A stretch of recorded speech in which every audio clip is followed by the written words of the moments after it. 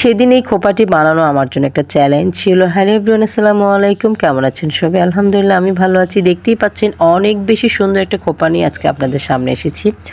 আপু সেদিন অনেক শখ করে 50টি গোলাপ এনেছে আমার কাছে, যে আপু আমাকে অনেক বেশি সুন্দর করে পিছনে সত্যিকারের এই গোলাপ দিয়ে আমাকে খোপা পরিয়ে দিবেন। আমার অনেক দিনের ইচ্ছা, আমি আমার বিয়েতে একেবারে তরতাজা লাল গোলাপের খোপা পরবো।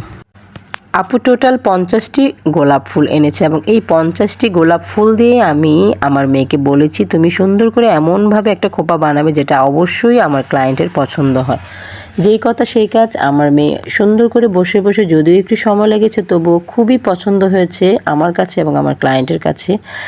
আমার মেয়ে বসে বসে এই খোপাটি বানিয়েছে। যাই হোক, মাশাআল্লাহ বলতে ভুলবেন না কেউ, এত সুন্দর খোপা বানানোটা আসলেই ওর জন্য একটা চ্যালেঞ্জ ছিল।